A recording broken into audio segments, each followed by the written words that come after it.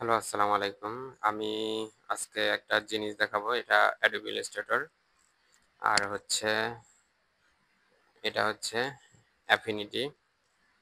তো এখানে ভেক্টরের বিকল্প হিসেবে Affinity অনেকে ধারণা করে যে Affinity Illustrator থেকে সেরা। তো এখান থেকে একটা ইমেজ নিলাম। তো এখানে আমি ভেক্টর মানে হচ্ছে আমার স্কেল আপ হবে আমার ইমেজটা। এখানে ভেক্টর ইমেজ আছে, তো ইমেজটা এখানে ক্লিয়ার না। এটাকে ট্রেসিং করে নিব। তো এখানে আমি অ্যাডোবি ইলাস্ট্রেটরে নর্মালি যে ট্রেসিং আছে ট্রেসিংটা করে নিলাম। তো এখানে আমার ট্রেসিংটা হয়েছে, ইলাস্ট্রেটরে ট্রেসিংটা হচ্ছে। তো এখন অ্যাফিনিটি থেকে একই ইমেজ, এটা ট্রেসিং করা ছিল, এটা ডিলিট করে দিলাম। আমি যেটা কপি করেছি এই যে এটা ইমেজ, এটা তো এখান থেকে এটা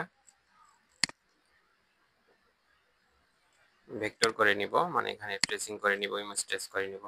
তো সবকিছু ফুল রেখে ইমেজ ট্রেস করে দিলাম। এখন কিন্তু ভেক্টরে রূপান্তর হয়ে গেছে।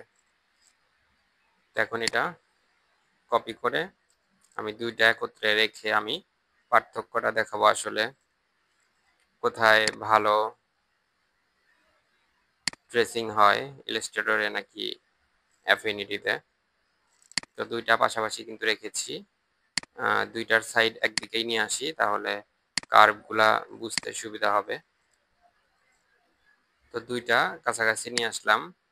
তো এখানে এটা হচ্ছে অ্যাফিনিটি থেকে করা, এটা হচ্ছে ইলাস্ট্রেটর থেকে করা।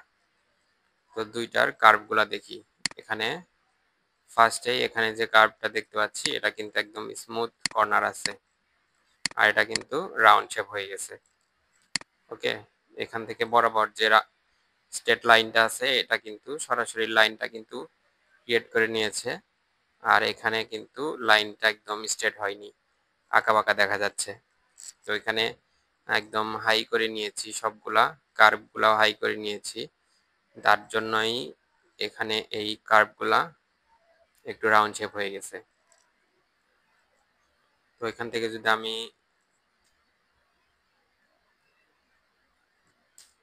ব্যাক করি, ব্যাক করার পরে যদি আমি ইমেজ ট্রেস থেকে এটা যদি কার্ভগুলা যদি আমি কম নেই, কার্ভগুলা কম নিয়ে আমি দেখবো আসলে।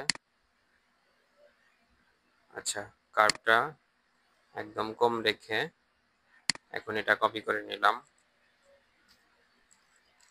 দুইটা একত্রে রাখবো, আগেরটা ডিলিট করে দিই।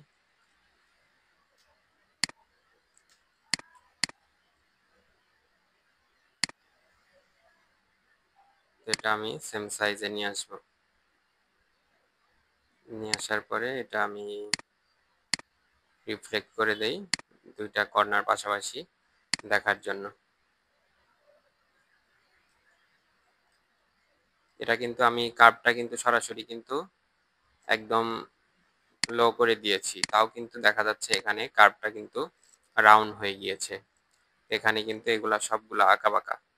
আমি যদি একটার সাথে একটা সিমলেস প্যাটার্ন মিলাতে যাই তখন কিন্তু আমি এই অ্যাফিনিটি থেকে কিন্তু হুবহু মিলাইতে পারবো না। দেখা যাচ্ছে কতটা ডিফারেন্ট হয়েছে অ্যাফিনিটি থেকে।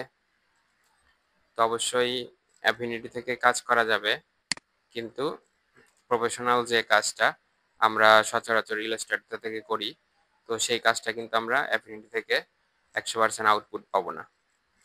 তো এটাই আমার দেখানো বিষয় ছিল যে আসলে ইলাস্ট্রেটর ভার্সেস অ্যাফিনিটিতে যে ইমেজ টেস্টটা করা হয় সেখানে কোনটা বেটার।